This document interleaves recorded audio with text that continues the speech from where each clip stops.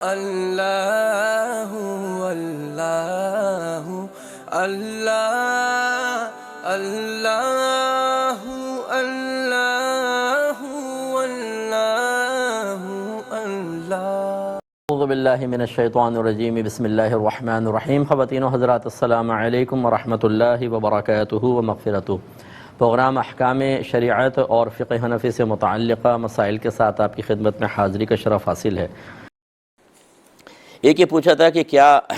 زکوٰۃ کی رقم سے سگے بہن بھائی کو عمرے پر بھیج سکتے ہیں کہ نہیں؟ دیکھیں، پہلی بات تو یہ کہ اگر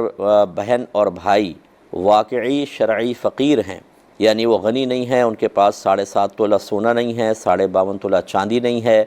اسی طریقے سے کوئی کیش روپیہ وغیرہ اتنا نہیں ہے جس سے وہ 52.5 تولہ چاندی خرید سکیں،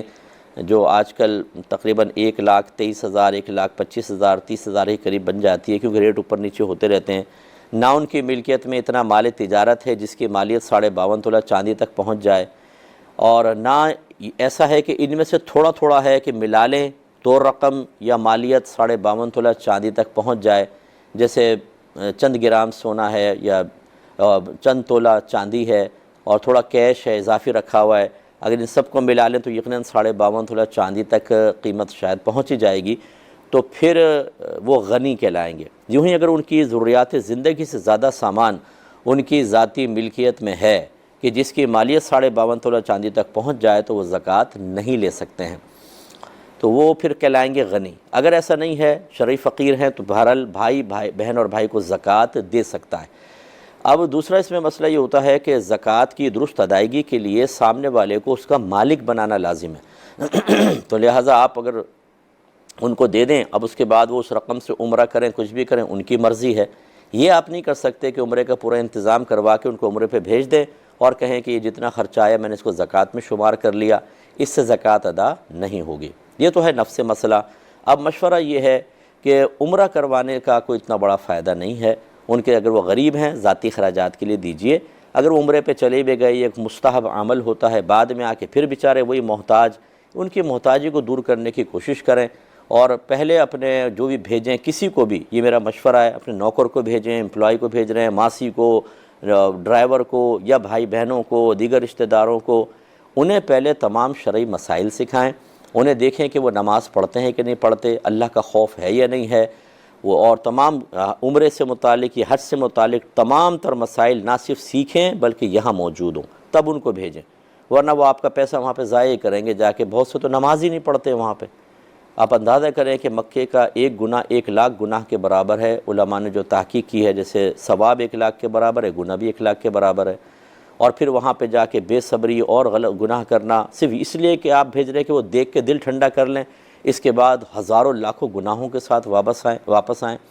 اور دوسرا یہ کہ اسی طریقے سے اطراف میں دیکھیں اور بہت سارے غریب لوگ ہوں گے جن کے پاس کھانے کو نہیں ہے، انہیں چھوڑ کر پھر عمرے کے لیے کسی کو بھیجنا، یہ بھی ذرا دیکھ لیجئے، بہرحال پھر اس کے بعد فیصلہ کریں۔ ایک تو مجھے سمجھ میں نہیں آتا، کہتے ہیں میں نے علاج کروایا، ہوا نہیں، ایک سے ایک علاج پڑا ہوا ہے، مستقل مزاجی سے علاج کروائیں، جو ڈاکٹر کہے کہ آپ کو یہ پرہیز کرنا ہے وہ پرہیز کریں، انشاءاللہ ضرور علاج ہوگا، انشاءاللہ۔ یہ ایسی بیماریاں نہیں ہیں کہ آج کے دور میں ان کا علاج نہ ہو سکے، ہم اصل میں سستیاں کرتے ہیں، دوا کھانے میں سستی، ناغے کر لیے،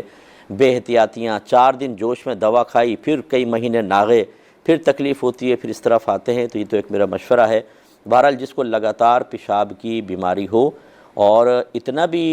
2 فرض نمازوں کے درمیان ٹائم نہ ملے کہ جس میں وہ اپنے طہارت قائم رکھتے ہوئے نماز ادا کر سکے، جیسے مثلا وضو کیا، قطرہ آ گیا، تھوڑی دیر ٹھہر گئے، پھر وضو کیا، قطرہ نہیں آیا، نماز شروع کی، قطرہ آ گیا، اگر اس طرح کی صورتحال ہے، پورے وقت میں آپ کو ٹائم بالکل بھی پاکی کے ساتھ نماز ادا کرنے کا نہیں ملتا ہے،